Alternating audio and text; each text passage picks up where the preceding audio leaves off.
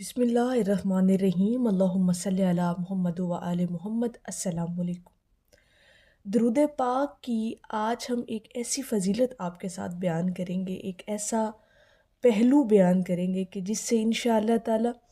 آپ لوگوں کی سوچ بدل جائے گی، آپ لوگوں کی زندگی بدل جائے گی۔ دیکھیں، درود شریف کی عبادت واحد ایسی عبادت ہے جس میں کوئی ریاکاری نہیں ہے۔ آپ جب بھی درود پاک کا ذکر کرتے ہیں، اس عبادت کا ورد کرتے ہیں تو یہ ریاکاری میں نہیں آتی۔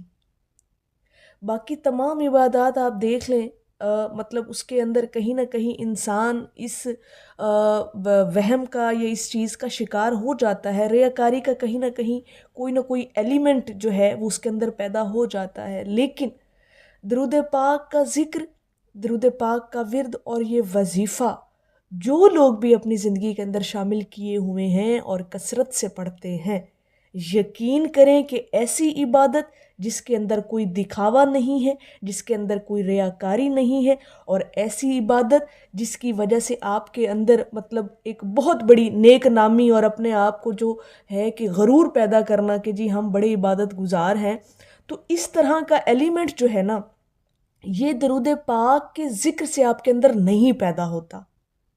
ٹھیک ہے، کیونکہ اب یہ اگلی بات بھی سمجھیے گا کہ درود پاک کا جو ذکر ہے نا، یہ بذات خود ایک دعا ہے۔ اب دعا کیا ہے؟ آپ درود پاک کے جتنے بھی صیغے ہیں، درود ابراہیمی آپ دیکھ لیں، کوئی بھی ایسا خوبصورت صیغہ، اس کا ترجمہ آپ پڑھ کر دیکھیے گا تو آپ کو لگے گا کہ اس کے اندر ہم تو کچھ بھی اپنے لیے نہیں مانگ رہے، بذات خود ایک دعا ہے نا درود پاک، تو اس کے اندر تو ہم سارا ذکر ہی نبی علیہ السلام کا کر رہے ہیں، اللہ کا کر رہے ہیں، اس کے محبوب کا کر رہے ہیں، اللہ سے اس کے محبوب کے لیے رحمتیں اور برکتیں مانگ رہے ہیں۔ تو اپنے لیے، ہمارے لیے اس عبادت کے اندر ہم ایسا کچھ نہیں مانگتے۔ ٹھیک ہے، تو ایسی عبادت، ایسا ذکر جس کے اندر جو ہے آپ صرف اللہ اور اس کے محبوب کا ذکر کرتے ہیں، اپنی ذات کے لیے کچھ نہیں مانگ رہے، اپنی ذات کے لیے آپ یہ عبادت جو ہے وہ نہیں کر رہے، آپ اللہ سے اس کے محبوب کے لیے رحمتیں مانگ رہے ہیں۔ تو یہ ایسی عبادت ہے جس کے اندر ریاکاری نہیں ہے، دکھاوا نہیں ہے۔ یہ عبادت، یہ ذکر، یہ وظیفہ آپ کے اندر غرور اور تکبر نہیں پیدا ہونے دیتا۔ ایک یہ سب سے بڑی جو اس درود پاک کی جو طاقت ہے، درود پاک کی جو روحانیت والا اگر ہم ایلیمنٹ دیکھیں اور روحانیت والی سائیڈ دیکھیں، روحانیت کا پہلو دیکھیں درود پاک کے اندر، تو یہ سب سے بڑا ایسا ذکر ہے جو انسان کے اندر عجز و انکساری الٹا پیدا کرتا ہے، بلکہ انسان اور زیادہ عاجزی کی طرف مائل ہوتا ہے، کیونکہ اس کے اندر ایسی کوئی دکھاوے والی، ایسی کوئی ریاکاری والی بات ہی نہیں ہے، ایسی کوئی یہ عبادت ہے ہی نہیں جو انسان کے اندر غرور پیدا کرے، تکبر پیدا کرے، گھمنڈ پیدا کرے۔ یہ تو ایسی عبادت ہے جس کے اندر ہم ناز ضرور کر سکتے ہیں، اپنی قسمت پہ رشک ضرور کر سکتے ہیں کہ اللہ پاک نے اپنے حبیب کا ذکر ہمیں عطا کیا، ہمیں اپنے حبیب کے ذکر کے لیے اللہ کی ذات نے چنا ہے، تو اس کے اندر ریاکاری نہیں ہے، اس عبادت کے اندر دکھاوا نہیں ہے۔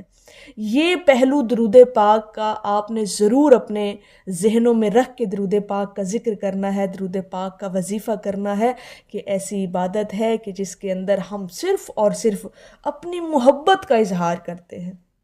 محبت کا اظہار تبھی ہوتا ہے نا، اب دیکھیں جب درود پاک جو ہے بذات خود ایک دعا ہے اور ہم حضور علیہ السلام سے محبت کا اظہار کرنے کے لیے درود پاک کی کثرت کرتے ہیں، تو ہم تو نذرانے پیش کرتے ہیں نا حضور کی بارگاہ میں، تو اس عبادت سے ایسا کوئی ایلیمنٹ پیدا ہی نہیں ہوتا کہ جس سے انسان جو ہے وہ کسی بے راہ روی کا شکار ہو جائے، کوئی اس کے اندر ایسا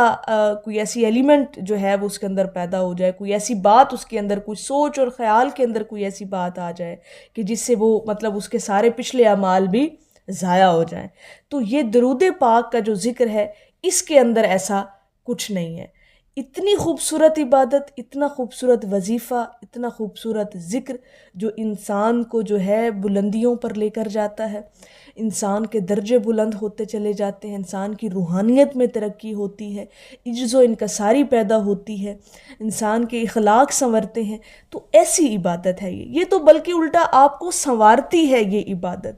یہ ذکر تو آپ کو خوبصورت اور نکھارتا ہے.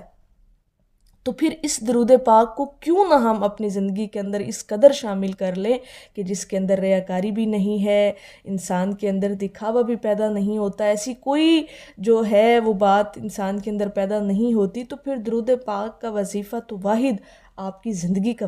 وظیفہ بن جانا چاہیے.